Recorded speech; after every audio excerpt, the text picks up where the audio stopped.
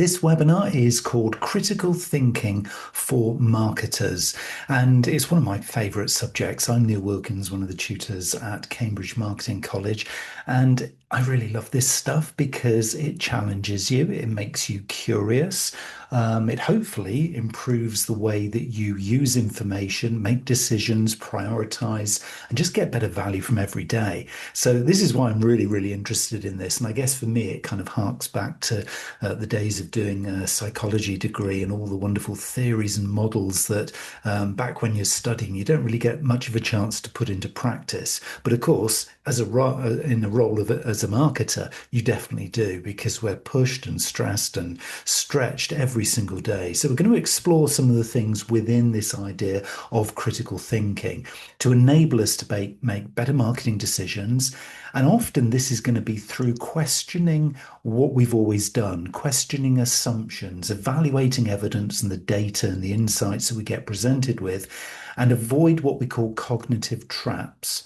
That's kind of expecting things to always play out as they've always played out, meeting our expectations and assumptions, all those kinds of things. So we're going to go deep into this, and hopefully we're going to be able to strengthen our decision-making quality, not just using data, but focusing really on how we can work under pressure, work when we're stretched, get more done, make better decisions, prioritize all those wonderful things, and then use the right kinds of tools, theories, technologies, and data and analytics to enable us to fuel these decisions. So what's not to like? I mean, this is the way to increase your power, I guess, as a marketer. Now, why does this matter? Well, marketing decisions are really helping us to create advocacy, loyalty, and trust in our customers' minds. If we make the right decisions, we can build long-term relationships with our customers and everything's good. If we don't, we're going to be really pushing water uphill and it's going to be difficult. So marketing decisions shape spend, they shape our reputation, both professionally, personally, but also in the brands that we represent, and they build this customer trust. So data and tools support the decisions. Okay, a lot of people think, oh, I've got this tool, or that technology. Okay, my job is done. No, those are just tools. And the data is just the fuel in those tools. It doesn't replace clever, clear, smart judgment. And that's this critical thinking that we're going to be focusing on. And of course, poor thinking will lead to confident mistakes. You'll be thinking, okay, I'm just going to go there. I've got a gut feel that's the right thing to do. And I'm sure you've seen evidence of this with colleagues, with management, people just kind of going with what they intuitively feel is right, but not backing it up, it not being properly thought through. Edward de Bono, one of the great kind of psychologists, said the quality of your thinking determines the quality of your decisions. And it's kind of obviously logical when you stop and think about it.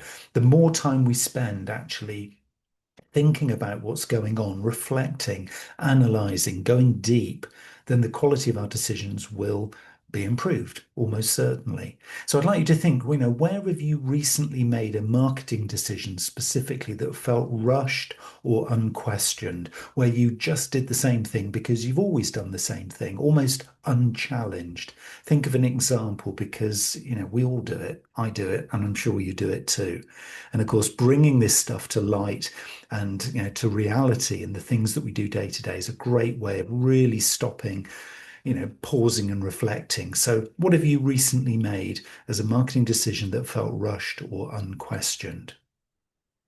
Now, when we say critical thinking, as soon as I start using the word critical, I can see people kind of looking at me sort of questioningly as like, well, does that mean like negative thinking? Because the word critical is often used in the English language to be kind of a negative thing. So I'm going to criticize you. Now, that doesn't necessarily mean I'm going to be negative. It means I'm going to balance the positive and negative in what I'm presented with and make a decision, think about it. I'm going to come to a conclusion. So critical thinking is balancing positive and negative. It's not negative. Okay, so we've got to be super clear on that word critical. So it's to critique something. And you see film critics, they don't always trash the latest film. They'll often say, actually, this is a really great film. So they are critics.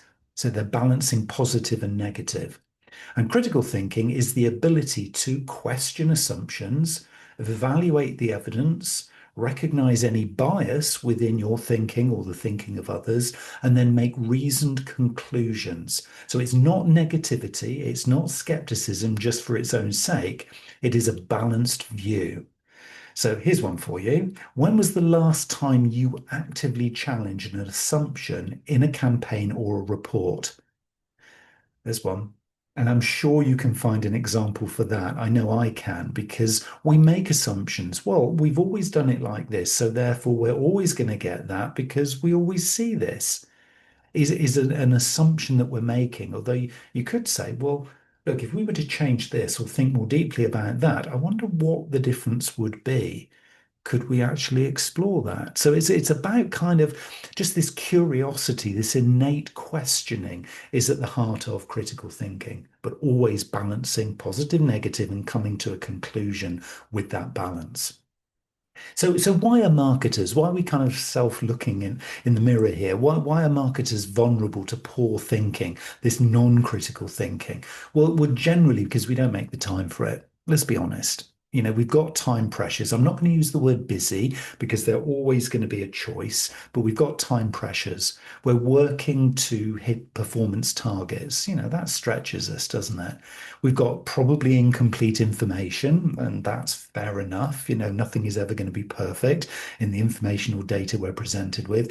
And our stakeholders have high expectations. We're expected consistently to do more with less resource, time, energy, budget. And you're meant to do more. So we are operating under those sorts of conditions. So we're very vulnerable to poor thinking, just not making the time for this. Now, I'm not using that as an excuse. I'm just saying, well, that's kind of the reality, isn't it?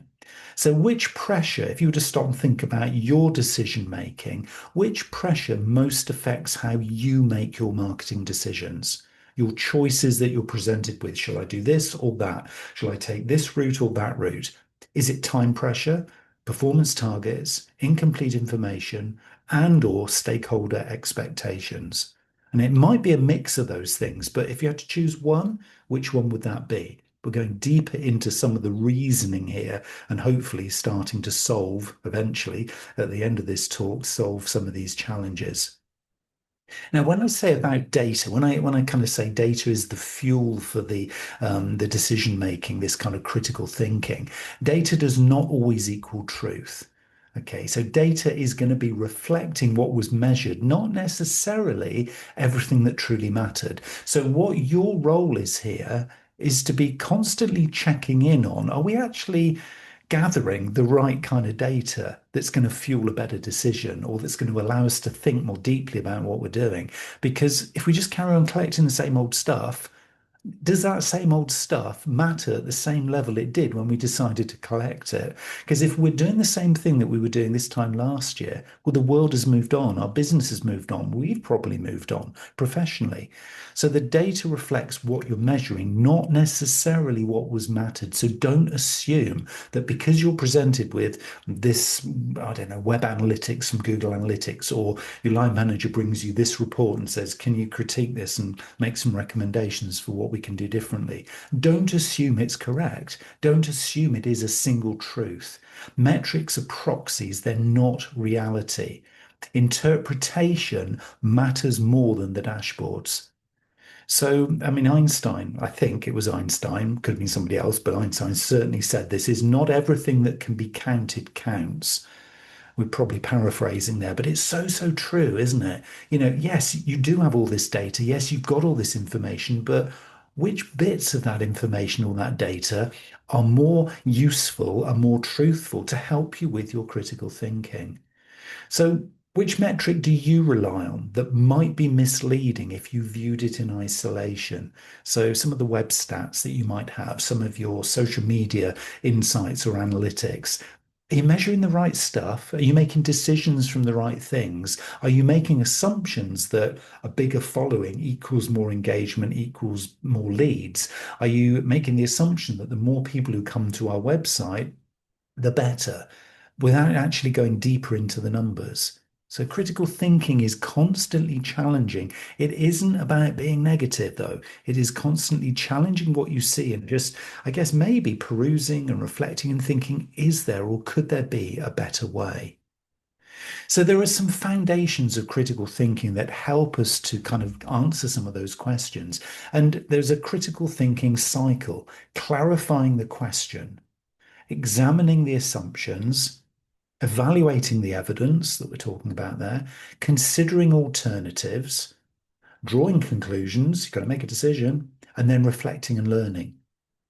Now, if I asked you, which step do you most often skip, which one would it be? Do you always clarify the question? Do you always talk about the thing that really matters? Or do you just talk about what you've been asked to talk about? So you answering a question that somebody's asked, and actually that person might not be asking the right question, if you see what I mean. Do you examine assumptions? Do you kind of challenge and question, well, why do we always do it like this? And you spot people who do this naturally. It's just part of their makeup. And they're like, wow, why didn't I think of doing it that way? And if you're anything like me, that is kind of probably what you see a lot of. So we've got to train ourselves to do this. Do you evaluate the evidence? Do you consider alternatives? In other words, do you give yourself the time and space to say, okay, guys, right, let's just pause here just for a minute. Is there a better way? Could we look at this differently? So rather than looking at it from that angle, why don't we come around the side and look at it from that angle? What do we see? What's different? What opportunities or challenges might throw things up so that we actually start talking about this in a different way? Do we always draw conclusions in the same way because we feel like, oh, I've just got to make a decision because I've got all this stuff on my plate, so I've just got to move on? And the final one, which is often the step that's most skipped, do you reflect and learn? In other words, having done an action, taken a decision, run a campaign, been in charge of a project, whatever it is, do you actually reflect and learn each and every time? I know I don't. And I know when I do, I get some really great insights and I think, hold on, I just fell into that trap again. If I did that every time, I'd get better and better and better. Why don't I make the time and space to do that? We know it's the right thing to do. We just need to start using this critical thinking cycle. And one of the foundations, a key foundation of this really is clarifying the real question. Marketing teams often answer the wrong question. I have a client I'm working with at the moment, and they believe to the core of themselves, they believe that they're asking the right question. And I'm constantly challenging them with, look, you're always viewing it in this same way. You're always asking for this information, this data. There's a big opportunity over there. Look, I can provide the evidence. We're asking the wrong question. We're looking in the wrong place. The answer's actually hiding in plain sight. You're just not willing to look there. So a wrong question could be, which ad performed best? A better question could be, which ad moved us closer to our objective? Hmm. It's a simple kind of just a nuance there. It's a bit of a change of the context. Same kind of question, but it gives you a very different perspective and ultimately a very different answer. So think about, what questions are you actually trying to answer in your current work? And I bet it isn't the very kind of surface level tactical stuff. I bet if you stop and think about it, it's a lot deeper. It's a lot more fundamental to the reason why you're in marketing, the reason why your brand does what it does. Let's get a bit more strategic here. Let's ask some better questions, some more real questions that help to uncover the truth. The next thing you can do with these foundations of critical thinking is to think about surfacing some hidden assumptions. Assumptions in pretty much all business, in fact, all walks of life, often go unspoken. Common marketing assumptions are things like more data equals better decisions, past performance predicts future success, audience behavior is stable. These things are fundamentally wrong. Everything changes day by day, hour by hour. Just with the advent of AI, we've seen the pace of change increase fundamentally. So, what assumption underpins your current campaign plan or your current marketing plan? What assumption or assumptions, I mean, there might be multiple ones there that you could challenge, underpin your current campaign plan that has already gone unchecked? And it's not to say your assumptions are incorrect, but they just kind of almost become a bad habit that you don't question. So that is fundamental to critical thinking. And as well is evaluating the quality of the evidence, because not all evidence, not all insights, not all data is equal. So consider the source credibility. And again, we're doing this now as we do things like AI search. We're looking at, well, what was the source of this? Oh, okay, it was from them. Okay, that's pretty reliable. And if we're looking at some of the data, well, okay, look at the data of how your website's currently performing. And it's like, well, look, there's a snapshot in time. Look, we did it over the last week and look what we're seeing. But actually, if you do it over the last 6 months, do you see a different pattern? Do you see a different trend? So think about sample size, think about context, think about timeliness. All of these things add to the quality of the evidence that you're using in your critical thinking. We've got to start really thinking. I mean, if I was to just sum up what we've covered so far, I would say this is mindful marketing. It's opening your mind is awake. You're not necessarily being negative, you're not necessarily being positive, or even looking for specific stuff. You're just not accepting things for face value. You're going a bit deeper because not all evidence is equal. So, how confident is a reflective question for you? How confident are you in the quality of the evidence that you're currently using? I'm not here to judge, I'm just here to ask that question because if the answer is I'm completely confident because the quality is perfect because we've done it like this, we've done it in this way, we constantly check and balance it, etc., then great, you are world class at answering that question. But for most of us, the true and honest answer is, you could do a little bit better. Yeah, might want to spend a bit of time with that question. That's probably what you're thinking, and that you would not be alone. And I'll put myself in that category too. And the reasons that these foundations are so important, and one of the big reasons here is cognitive bias. Now, you've probably come across this phrase or heard it. I mean, one of the cognitive bias areas is confirmation bias. Now, again, I'm not judging. I'm not saying we're wrong to do this. We're human, for goodness sake, but we seek evidence that supports what we already believe. We have a set of biases and assumptions, and we've got this blueprint in our brains, and we seek evidence that supports it, that confirms we're right. Because, of course, if you think about it, if you had to relearn everything from scratch in your life, you'd never do anything. So we have these kind of pots of data and information in our brains that we can connect to. And confirmation bias is where we naturally, subconsciously seek out patterns, evidence, curiosity, answers, even people to support what we already believe is true. And this can highlight often positive results, ignoring contradictory data. And a famous quote is, we don't see things as they are, we see them as we are. So think a bit about what might you be selectively focusing on, and it could be positive results. Where might you be selectively focusing on positive results, just so that you can confirm, hey, look, I'm doing a good job. Whereas actually the correct answer was that campaign was okay. And what we learned was over here, we've been doing this thing wrong all this time. Now, that would be for your business and actually for your personal development, a much better answer than, hey, look, I'm supporting this view that I'm just the best marketer in the business. That's not helpful when it comes to critical thinking, because where do you go with that?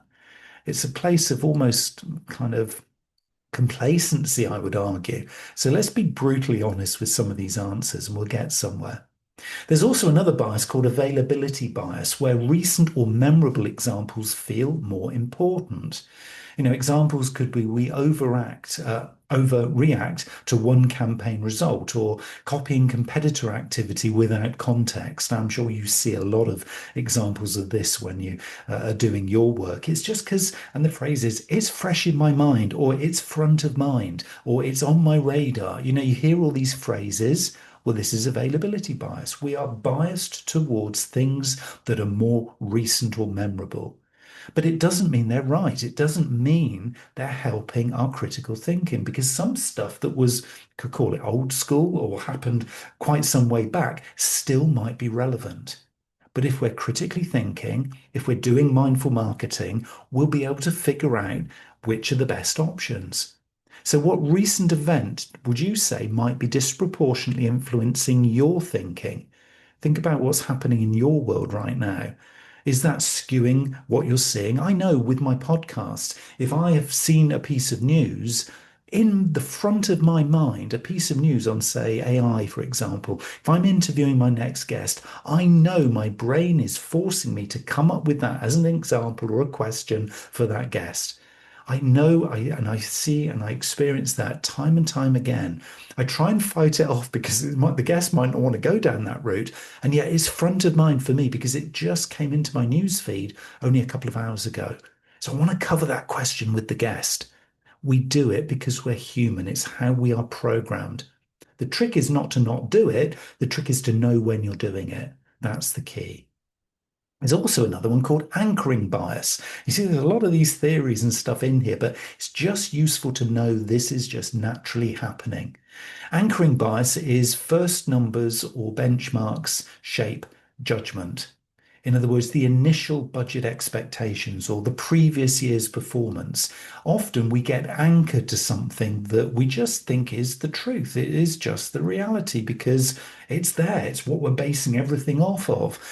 And often there could be the correct answer was over there, but we just didn't spend time moving beyond that anchor because it was like, well, there's a given. There's a given. That's how much budget I've got. Well, yeah, it's a budget. It was kind of given because nobody else understood how you were going to spend it. So don't get anchored to that. Figure out where your value is going to be given, produce a budget from that, and then come back to the organization or your line manager and pitch for this new scenario. Don't be anchored to things in the past that are not serving you. That is going to be absolutely key going forward as we start to build this up. And kind of aligned to that one is something called the sunk cost fallacy, continuing because you're already invested in something.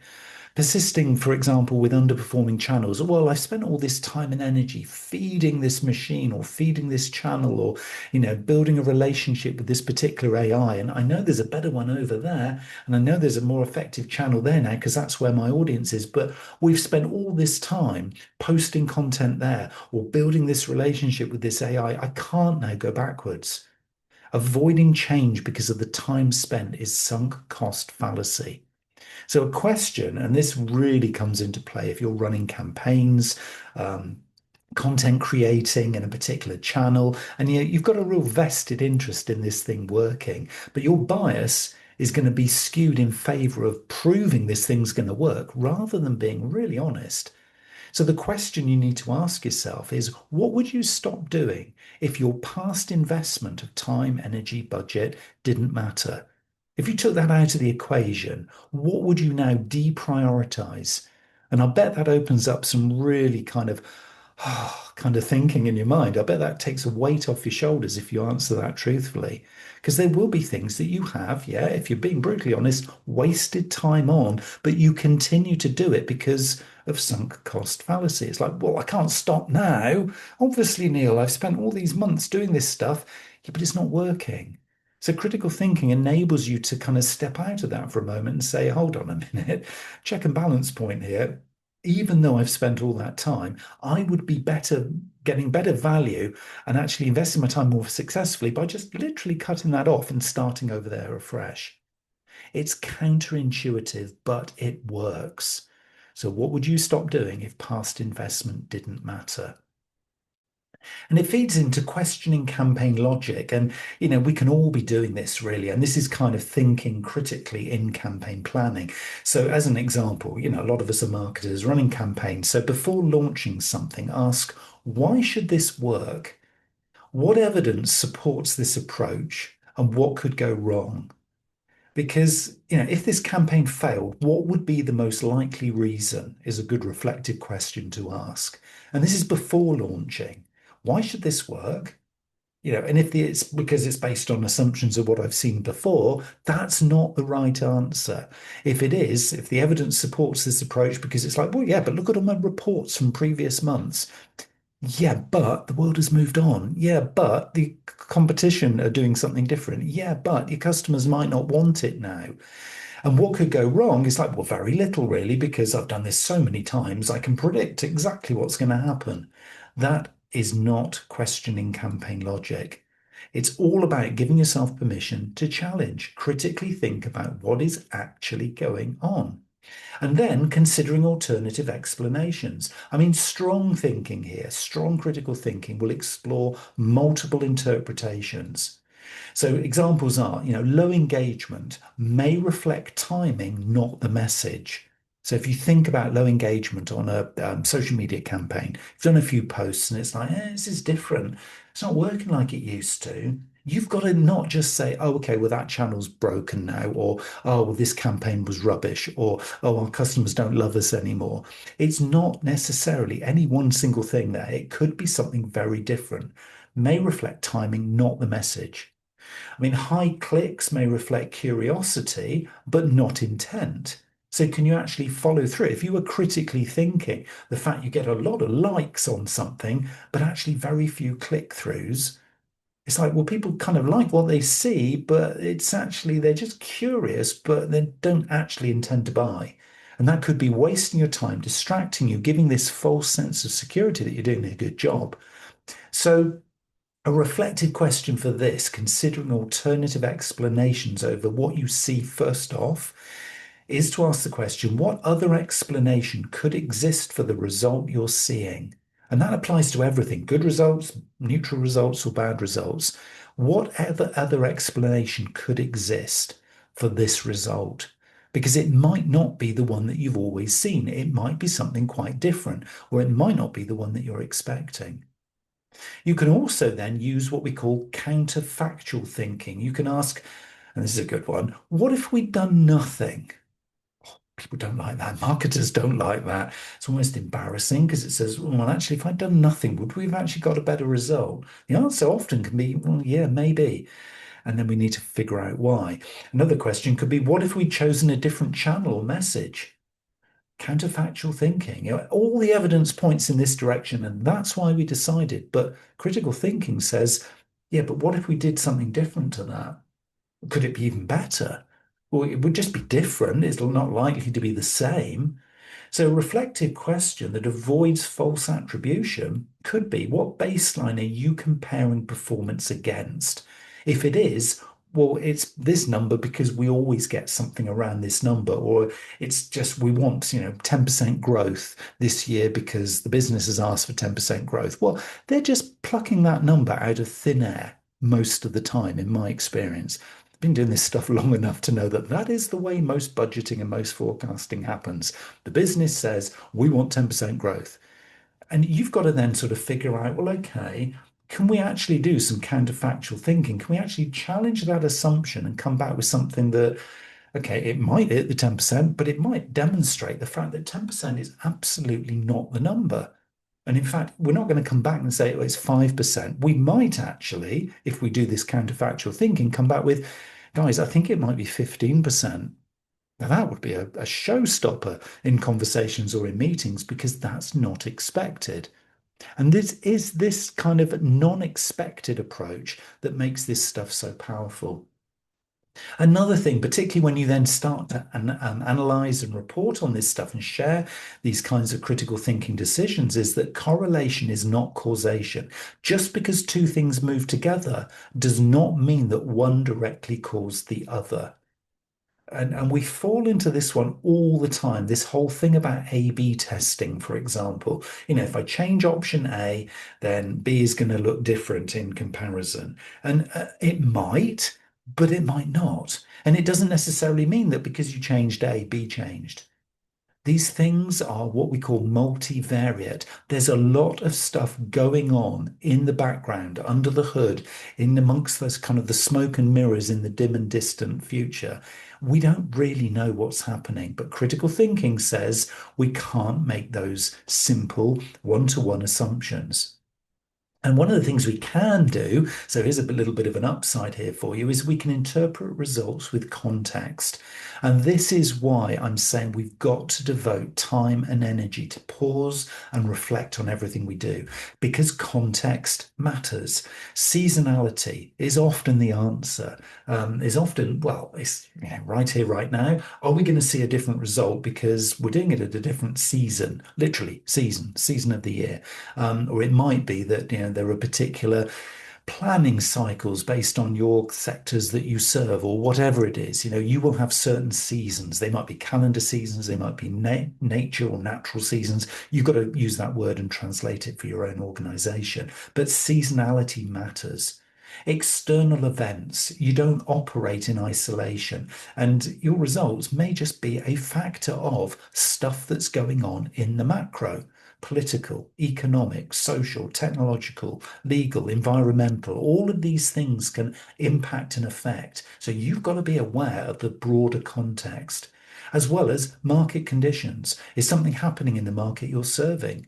So the rest of the business is looking great, but that one market there, something's up. Oh, they don't love us anymore. They're not buying. Well, it might not be that at all. Go deep. The context really matters. And it might be the regulations have changed and your product or service needs an upgrade. It can be simple little things that you can respond to, but you need to do the deep thinking. So critical thinking integrates data with this newfound situational awareness. So you might see that phrase now and again, situational awareness. It's just being eyes wide open, ears wide open, just aware and watching the trends. So think for a minute, and particularly at that macro level, right here, right now, what external factor might be influencing your results? Could be going up, could be going down. And don't always think that this critical thinking is when things aren't going well. If something's going really well, you've got to know why. It isn't just, oh, because we're great. That often isn't the answer. There could be something in the context of what you're doing over and beyond your organization or your brand or your products or your services that might be impacting on it. So any kind of change, any kind of trend, you need to be asking these questions and asking better evaluation questions. So move from things like, did it work, to what worked, for whom, and under what conditions. That's so much more powerful a question. This is a proper reflection. So when we're critically thinking, we need to reflect first, not did it work? Oh, look at me, I'm a marketer. It's like, no, but what worked? Who did it work for? Why did it work? And under what conditions was that working? Good, bad, or ugly, indifferent, whatever. It doesn't matter. It doesn't matter what the outcome is. It's just, am I going deep into the reasons why? Not just did it or didn't it, but the reasons why, because then you can find what to do differently and improve next time. So if we build all of this thinking into practice, so we've got a nice practical decision checklist here. So before making a decision, ask, what is the decision I need to make? What evidence supports it? What assumptions exist? I think I've now hopefully covered this, the importance of assumptions. What biases might affect us? And again, you've got to be brutally honest with yourself with that one. And then obviously, what alternatives exist? So think about that. What is the decision? What evidence supports it? What assumptions exist? What biases might affect us? And what alternatives exist? So your reflective question here, just so you can put this one into practice, is which question would most improve your next decision? What is the one thing out of that list of five that you are not doing enough of? And if you were to do that one, to at least start this checklist, your decision making, your critical thinking would go to the next level. We've got to start somewhere, so let's start with one. And of course, when we do this, we can start to become a little bit irresistible in our conversations, in our meetings, and we can encourage challenge and debate. Healthy challenge, healthy critical thinking, not just negative, but balanced, improves decision quality. So let's do this stuff together. So invite alternative views. Separate critique from blame. Particularly if you're in that kind of culture where everybody's kind of trying to blame it on somebody else so they can sort of stay squeaky clean, try and separate that critiquing from any kind of blame and reward questioning. McKinsey has come up with this incredible quote, which is diversity of thought is as important as diversity of people. And this starts from within. You can do this yourself, and then you will become irresistible in meetings. It's like, oh, yeah, Neil, when he's in the meeting with us, he's always challenging, he always asks those really good questions. Well, I'm hoping that's what people would say. But even if they don't, I can work towards that. So, what could you involve to challenge your thinking constructively? What would you like to do more of to encourage more challenge and debate, and particularly when you're collaborating with others? And you don't have to do this alone. You can use AI without switching off thinking. AI will support detection, not judgment. So critical thinkers will question AI outputs. They'll work collaboratively with AI to support this building of their own critical thinking. They'll check assumptions. They'll use the AI to recheck and fact check and all those kinds of things. And then they'll apply a human context to what they find. So, where might AI be influencing your decisions currently without scrutiny? In other words, you take it as face value, gospel truth.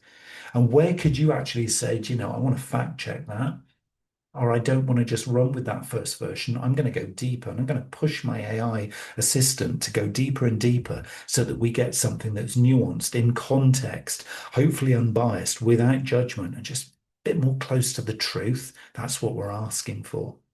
And it becomes then thinking that creates better marketing, because critical thinking as a marketing skill enables us to think before acting, explain decisions clearly, and continuously learn systematically. This is the one theme that I keep mentioning, this whole thing about continuous learning. And it will, by doing this, increase our confidence and credibility. We'll feel good about the fact that we don't just accept, we don't just assume. We are aware of our biases. We recognize them. We know they're not going to ever go away because we're human, but we manage them and work with them.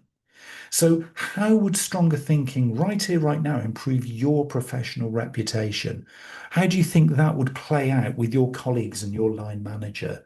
How do you think your professional growth and career development would improve from this? Because I would say there's some huge wins here. This is one of those core skills in career development that we mustn't shy away from. This makes you a very valuable team player, hugely valuable. So I would encourage you to think about developing a personal critical thinking action plan. So by now, hopefully, you should have identified a bias to watch for, one assumption to test, and we've all got those, and one decision to slow down, not to stop doing, not to kind of overthink, but just to slow down. Mindful marketing equals critical thinking in marketing. And this becomes your improvement focus. So, what's the first habit you're going to change? What do you want to do first? Think of one bias to watch for, one assumption to test, and one decision to slow down. And by doing the one, you've taken that first step on this building of this habit chain that you'll see in front of you. And you'll start to do it here, there, and everywhere. And your value will just have gone up. So, a final reflection on this critical thinking for marketers journey is that good marketing is not about having all the answers or being right all the time or seeing growth continuously. It's about asking better questions. The important thing is to not stop questioning. So, what question will you ask more often after this session? That is the thing I want to leave you with. What question will you ask more often after this session? That's critical thinking for marketers. Hopefully, lots of food for thought for you. Wish you every success with this one. It's a continual journey. I've been doing this stuff for years and I'm still a beginner.